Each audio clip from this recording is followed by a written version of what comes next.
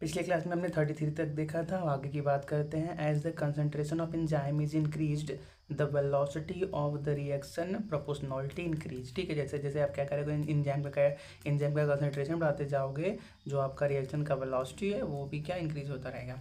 Until limiting rate is reached as the concentration of substrate increase the rate of enzymatic reaction increase. ठीक है, limiting rate तक के बाद वो क्या इक्विलिब्रियम में चला जाता है, लेकिन एक लिमिटेड रेट से पहले जब तक क्या करोगे आप सबस्ट्रेट का कंसंट्रेशन बढ़ाते रहोगे, इंजाइमेटिक रेट क्या होता है, बढ़ता रहता है। ठीक है, at optical temperature enzyme is medium active. ठीक है, देखो सेकंड चैप्टर कंप्लीट होता है, बात करते हैं third chapter chemistry of nucleic acid के बारे में। ठीक है, केमिस्ट्री ऑफ न्यूक्लिक एसिड। तो देखो पहला क्वेश्चन क्या है, nucleic acid are of two types. Nucleic acid दो प्रकार के होते हैं, DNA RNA. The molecular weight of nucleic acid are very high. Adenine and guanine are purines. Phosphate group is present in nucleotides. Phosphate group nucleotide के अंदर होता है, side के अंदर नहीं होता है। ठीक है, AMP adenosine monophosphate is the component of two important cofactors NAD+ and FAD। ठीक है, nucleic acid are polymerized by the formation of peptide bond between nucleotides। ठीक है, who give double helical structure of DNA Watson and Crick। Adenine pair with only thymine, adenine सिर्फ thymine के साथ pair बनाता है। Guanine pair with only cytosine, और guanine सिर्फ cytosine के साथ पेयर बनाता है। Both the stand of DNA are separated by 20 angstrom distance. ठीक है, each stand of DNA completes one turn in 34 angstrom. एक सर्कल उसका 34 एंगस्ट्रॉन लेंथ का होता है। ठीक है,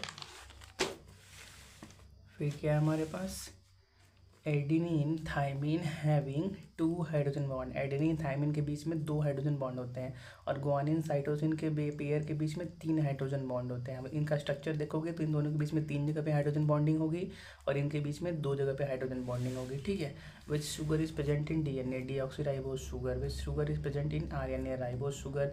DNA is double stand structure, RNA is single stand structure. ठीक है, ये सभी बातें याद रखना। डीएनए डबल स्टैंड स्ट्रक्चर है और आरएनए सिंगल स्टैंड स्ट्रक्चर है। The difference between nucleosides and nucleotides is present of phosphate group. In RNA and DNA phosphate is present as phosphodiester. In DNA double helical structure is stabilised by hydrogen bond among following which is pyrimidine base, uracilic pyrimidine base है, which is not present in RNA। Thymine RNA के अंदर नहीं होता। ठीक है, फिर क्या है हमारे पास, which base is not present in DNA, uracil. Number of hydrogen bond between adenine and thymine is 2। ये तो क्वेश्चन हमने पहले भी किया था, रिपीट हो गया, कोई बात नहीं। पूछने का तरीका यहाँ पे अलग था कि number of hydrogen bond between adenine and thymine is 2। फिर देखो नेक्स्ट चैप्टर है हमारे पास, introductory medicinal chemistry. The term drug is derived from a French word. French word drug है जिसका मतलब होता है ए ड्राई हर्ब, जहाँ से हमारे पास ड्रग का क्या बोलते हैं, ड्रग को लिया गया है। On the basis of their therapeutic action drug are classified into 2 types, chemotherapeutic, pharmacodynamic. ठीक है, who is called father of chemotherapy, Paul Erich.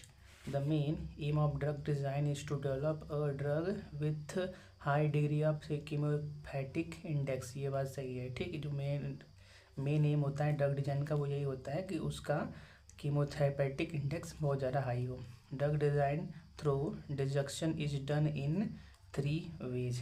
कौन कौन सा, unjoining of certain bond, substituting aromatic system for saturated bond, फिर क्या, diminution of the size of the hydrocarbon chain. ठीक है, फिर क्या हमारे पास, molecular orbital approach to drug design depend upon electronic charge. ठीक है, drug aspirin is an analgesic, which one have more physiological effect. Aldehyde है मोर फिजियोलॉजिकल इफेक्ट क्योंकि बहुत ज़्यादा रिएक्टिव होता है। Which one is more poisonous, L nicotine ज़्यादा poisonous है डी निकोटीन से। ठीक है, amyl nitrate is used in anti anginal drug.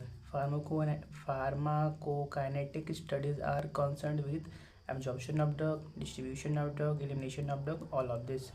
Occupancy theory was developed by Clark and Gadam. occupancy CY रहेगा, ठीक है। Occupancy theory was modified by Stephenson, develop इन्होंने किया था लेकिन मॉडिफाइड स्टीफेंसन ने किया था, ठीक है। According to occupancy theory the intensity of certain pharmacological effect has been dash proportional to number of receptor occupied by the drug, तो डायरेक्टली प्रोपोर्शनल होता है, ठीक है। जो आपका इंटेंसिटी होता है किसी भी फार्माकोलॉजिकल इफेक्ट का has been directly proportional to the number of receptor occupied by the drug. According to occupancy theory drug receptor interaction following law of mass action, ठीक है। लॉ ऑफ मास एक्शन क्या होता है, third semester kinetic theory of gases के अंदर हमने पढ़ रखा है, ठीक है। चलो आगे बढ़ते हैं। सेलेक्ट एंटीबायोटिक फ्रॉम फॉलोइंग, तो क्लोरोमेफिनिकोल क्या है हमारे पास, एक एंटीबायोटिक है। फिर ये क्या है charniere theory was given by Rocha Silva, ठीक है। The substrate bind to active site of enzyme by ionic bond, van der Waals interaction, hydrogen bond, all, तो आपका सबस्ट्रेट उठा है और किसी भी एक्टिव साइड से किसी इन सभी बॉन्ड से बन सकता है, ठीक है। CNS depressant are used as analgesics, hydrokinetics, sedatives, all of this, तो ऑल ऑफ दिस के अंदर अब जाओगे, ठीक है। Select CNS depressant from the following, phenobarbital और डायजेफम, ये सब दोनों ही क्या CNS डिप्रेसेंट के अंदर आते हैं, ठीक है। वो developed rate theory for Paton, ठीक है।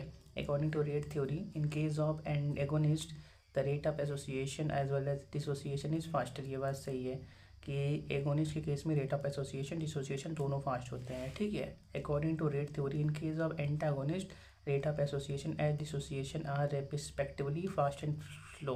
देखो एगोनिस्ट के केस में रेट ऑफ एसोसिएशन डिसोसिएशन दोनों फास्ट होता है, लेकिन एंटागोनिस्ट के केस में रेट ऑफ एसोसिएशन तो फास्ट होता है लेकिन रेट ऑफ डिसोसिएशन स्लो हो जाता है, ठीक है। ये बात याद रखना।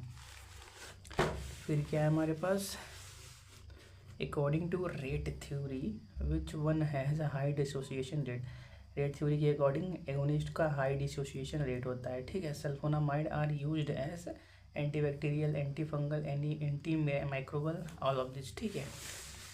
Who propose macromolecular perturbation theory, ठीक है, तो इसको बैलियो ने पहली बार बताया था। तो उसके बाद क्या है, macromolecular perturbation theory is similar to induce fit theory, ठीक है। इसका कॉन्सेप्ट और इसका कॉन्सेप्ट ऑलमोस्ट सेम ही है कि chloramphenicol is used for treatment of typhoid fever, the term antibiotic was given by विलियमिन, ठीक है। Antibiotic include penicillin, tetracycline, both के अंदर जाओगे, ठीक है। Sulphonamide is an anti microbial drug discovered in 1930, ठीक है। इस क्लास में इतना ही रखते हैं, नेक्स्ट क्लास में और क्वेश्चन की बात करेंगे।